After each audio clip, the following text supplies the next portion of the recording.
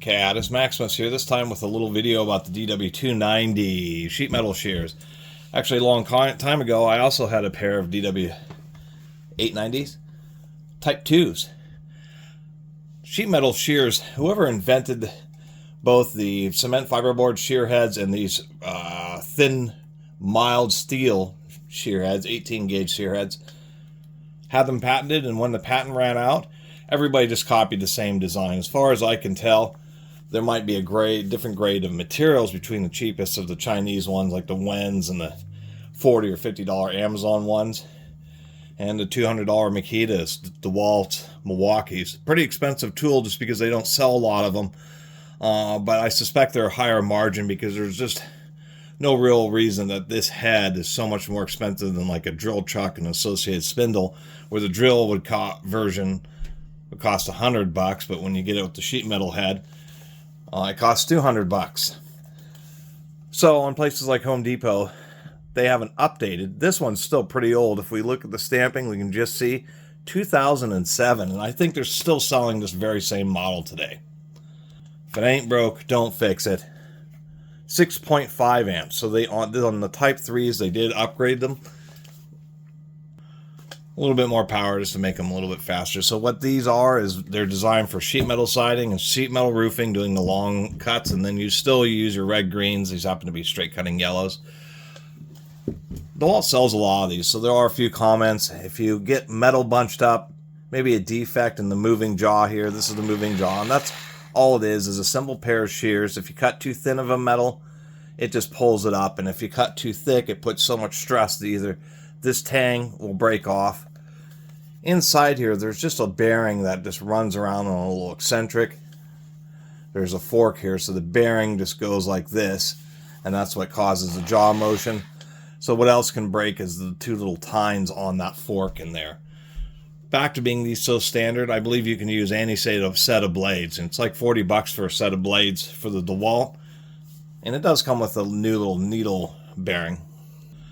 You can find an old beat up set or something at a garage sale with good jaws, and they should all basically fit. I believe it is pretty much universal on these heads.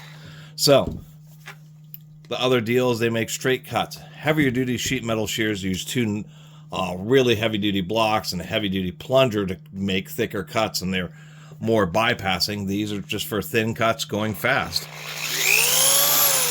And what they do is they cut out little strips and end up making leaving the metal pretty flat. Some people complain about the cut quality. These aren't supposed to make beautiful, really nice shear cuts. You know, you can get really nice shear cuts with bypass cutters, but these are just made to cut little strips out. Other things that break, or can break them is thinking that you can cut, even though it's mild steel, something like this little mild steel bracket would still be way too thick. And so that's really the mistake, is these types of 18 gauge sheet metal shears are really for very thin sheet metal work. Some people get away with using them in like auto body shops and that type of stuff, but car body panels are alloy steel and ends up wearing the jaws pretty quickly. They do work great on other materials. I mean, when you're cutting brass, aluminum, plastics, coppers, then you can cut thicker materials because they're just much softer material, or they're just so much softer. Here's a piece of kind of funky laminated wood, and I was going to see how the cut quality is on this. We don't have a lot of space. It's really designed just to cut thin metal, so it can be kind of a challenge sometimes just to hold it at the right angle when you're cutting softer yet thicker materials, as is the challenge I'm having here. Something in the way. Try this again.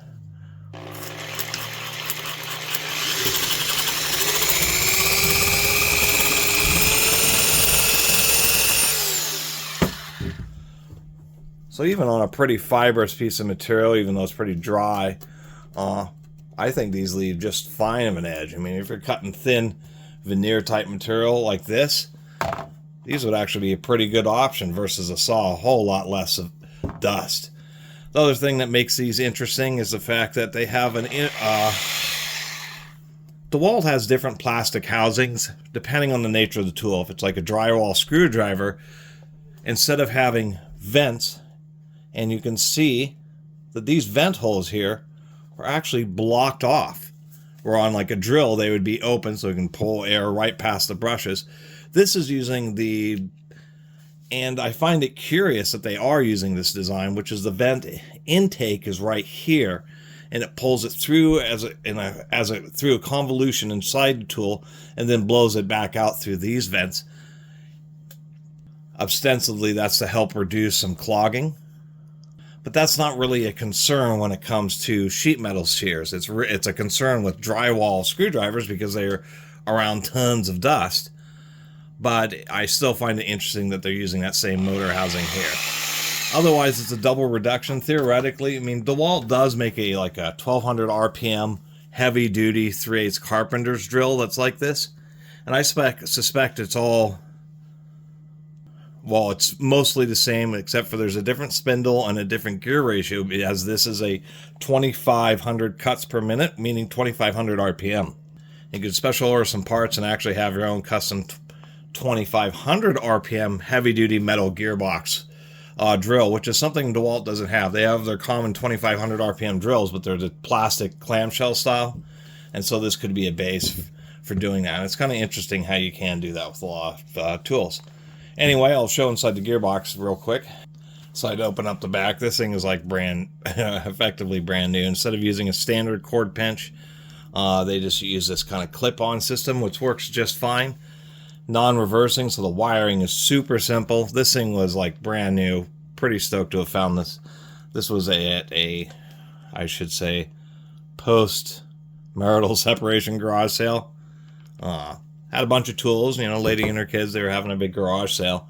I was talking about them, and I remember this comment that were my dad's tools. And didn't sound like the dad had passed away. It sounded like he had went away. So anyway, pretty simple design. Brushes last forever. Nice clock spring system, which keeps a nice constant pressure on the brushes. Super easy to change. And if we can, maybe this way, get just the right light on that tiny printing. That is a 10 amp rated switch at 120 volts AC. 6.5 amp motor. That's actually a 50% overrated switch. Kind of nice to see. Now the gearbox will just look like any other electric drill. These DeWalts, they do have gaskets in there, metal diaphragm, and DeWalt always on all these drills. So if we look, needle bearings, which is nice to see. People ever wonder what this little washer is on these motors, it's because of the direction that the helical cut gears are running. In this case, they're trying to mitigate it. Porter cable is notorious because that's known as a grease flinger washer, but it's really important on porter cable tools. On this tool, we can see that the slant angle is, well, back that way. The motor actually turns clockwise. So that acts as a little ramp, so any grease that gets in there actually is pushed towards the front of the gearbox. On porter cables, it's just the opposite. The angle of the teeth and the direction the motor spins would be like this DeWalt if it spun counterclockwise, because then the ramp is pulling inwards.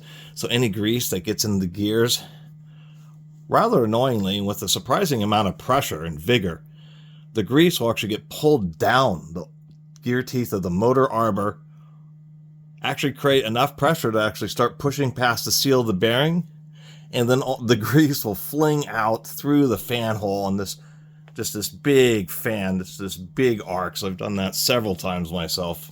Once again, particularly on porter cable tools. It's nice because if you put too much grease in, it'll just fling out the extra, but as soon as you re-grease those porter cables, be careful. Nonetheless, all ball and needle bearing construction, all helical cut gears. What we see here is we have these heavy duty bosses in this gearbox, and what that does is interface with these big holes here, making sure that the diaphragm stays in the very same location. A lot of the lifespan of gears is the precision of their alignment. And some manufacturers don't have very good alignment systems, so if you service them or the screws get loose, the front of the gearbox can shift back and forth relative to the diaphragm, meaning these little rods that the gears are on will start angling one side to the other, meaning the gear teeth, instead of meshing nice and evenly, will mesh on one edge or the other.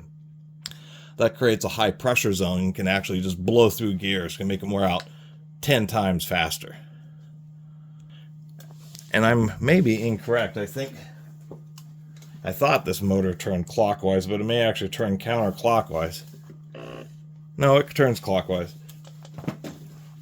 But DeWalt does something else which I find is pretty neat.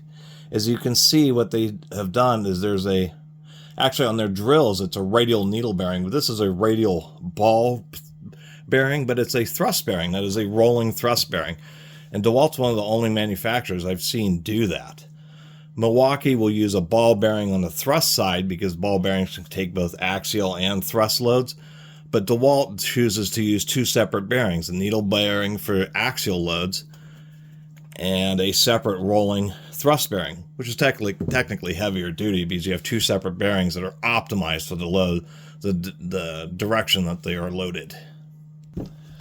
So anyway, that's a little story about the DW890 that they have made since the 1990s, just with the newer body style.